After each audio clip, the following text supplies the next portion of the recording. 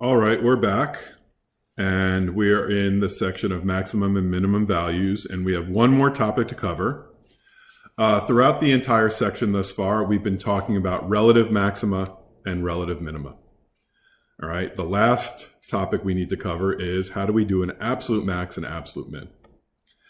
Absolute max and absolute min is no more difficult than the relative counterparts.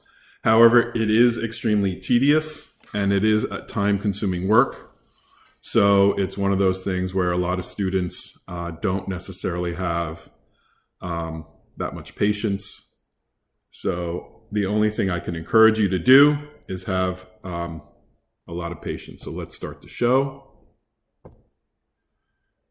All right, so the first things first. For a function with one variable, that means way back in Calc 1 when we talked about absolute max and absolute min, the extreme value theorem said that if f is continuous on a closed interval, there must be a max, there must be a min.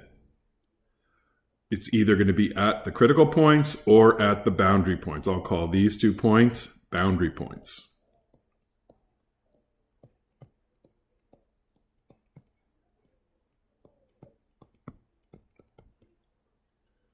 All right, so do we have any questions about that?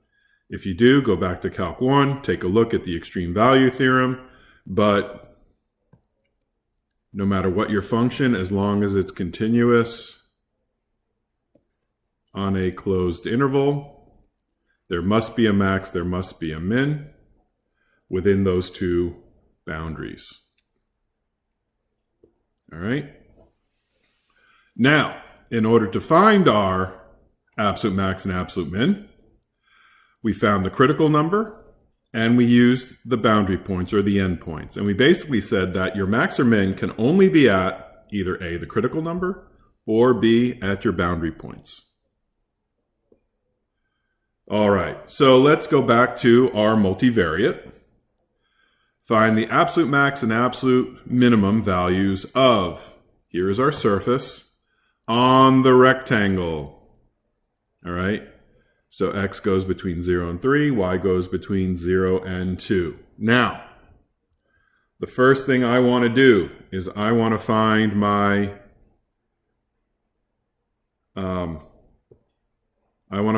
partial derivatives. Okay, so why don't you stop the video, take a minute to find your partial derivatives.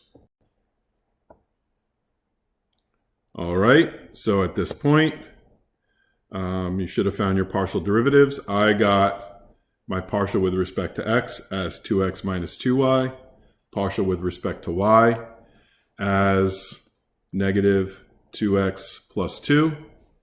Set them equal to 0, solve for your critical points. So basically you are solving the system.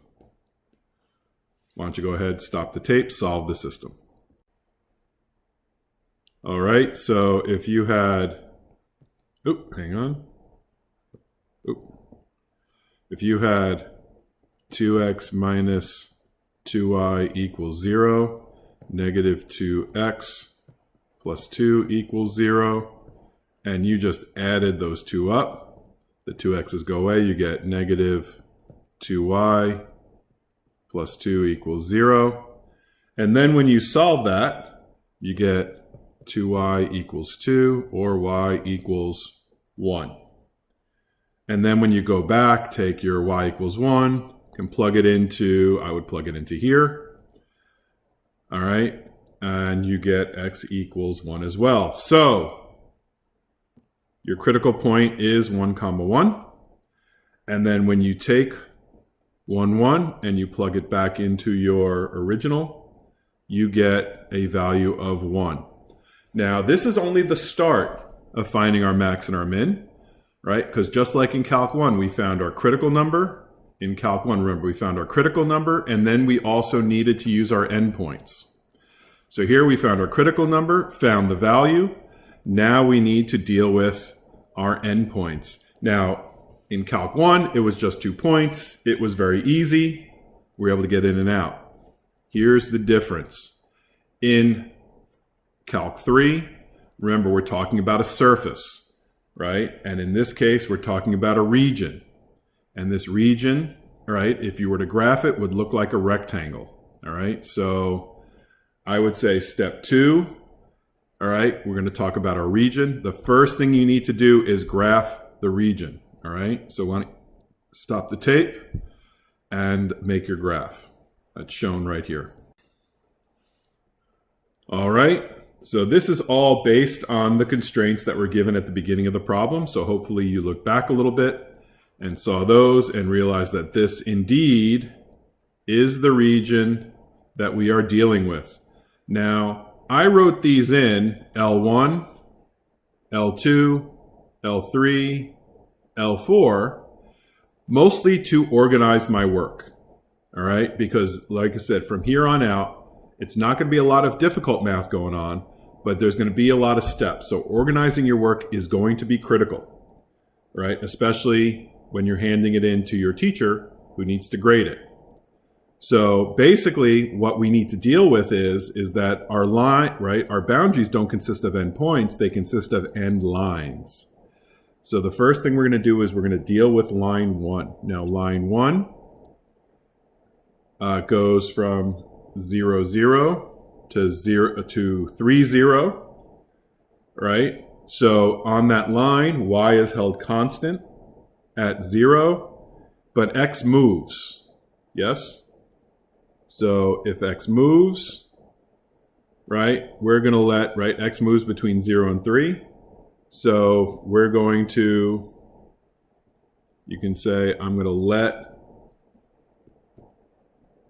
y equals 0 and x equal x. And when I plug that in to my original function, I'm going to say I want to know what f of x comma 0 is. So why don't you stop the tape, do that out, and let me know what you get. All right, I hope you took a minute to confirm that I actually do get x squared, which I had written right up here, because that's what it is.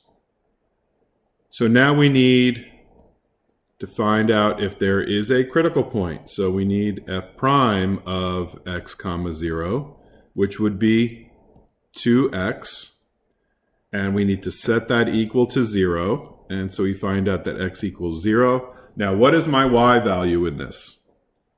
All right, you might say, hey, I've got to go back and I've got to plug it in. You can if you want to. However, at the beginning of line 1, what did we say about y? We're going to hold it constant at 0.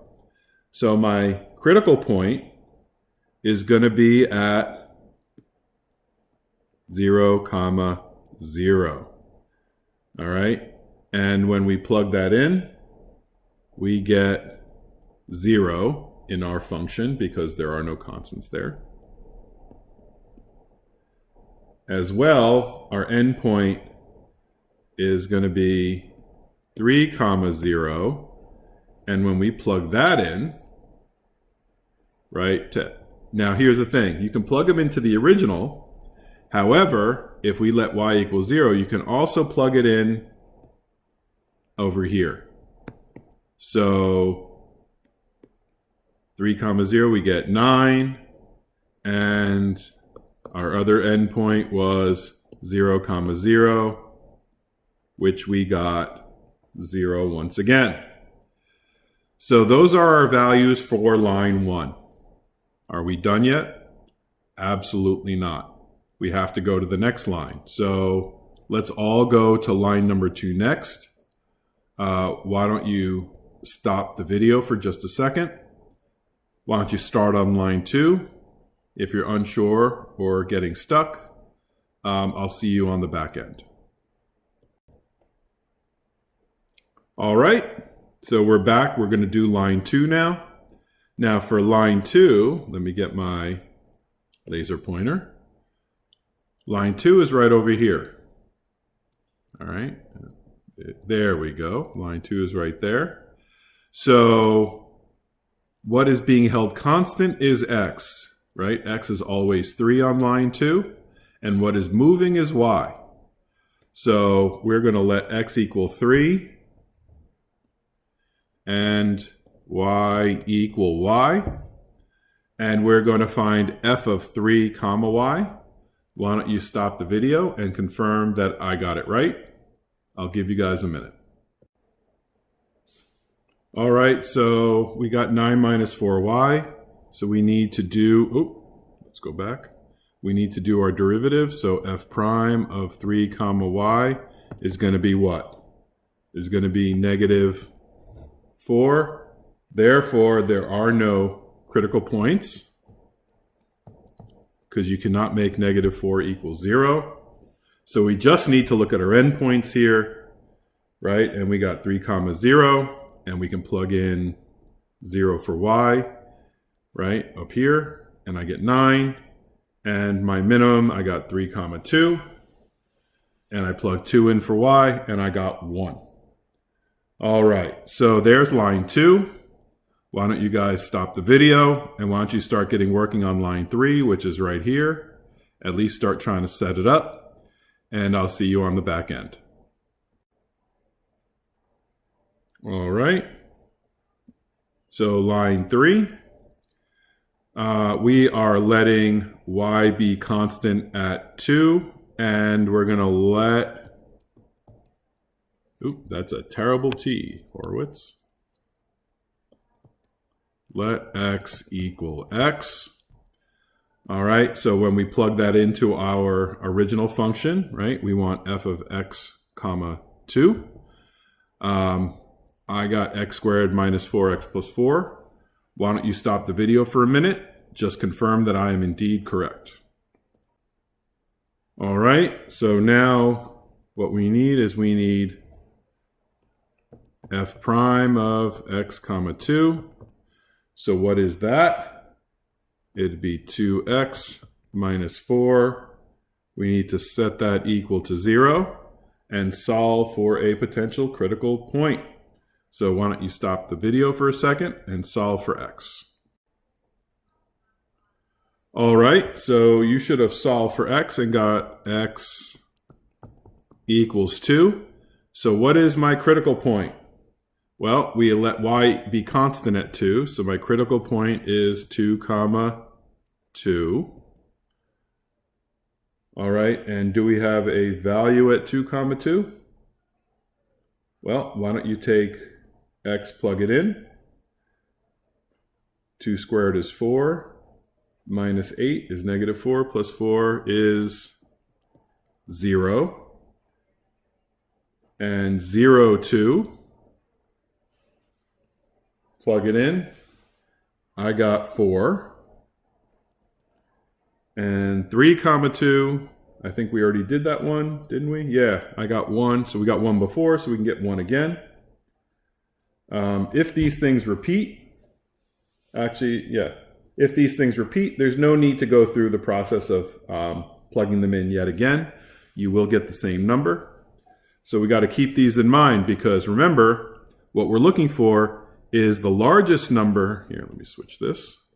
The largest number out here, right, overall, for all of these is going to be our max. Our smallest overall is going to be our minimum. So we're going to keep that in mind. Now let's move on to line 4. All right. So line 4, right? We're going to, line 4 is here. So x stays constant at 0. And we're going to let y equal y. All right. So f of 0 comma y. I got 2y. Why don't you stop the video for a second and confirm that I did that right.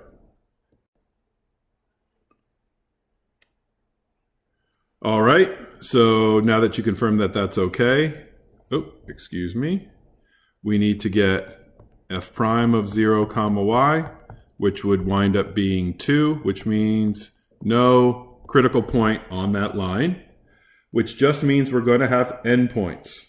So I have an endpoint of 0, 2, which we did just in the last one, and I got 4 last time, so it is indeed 4 this time.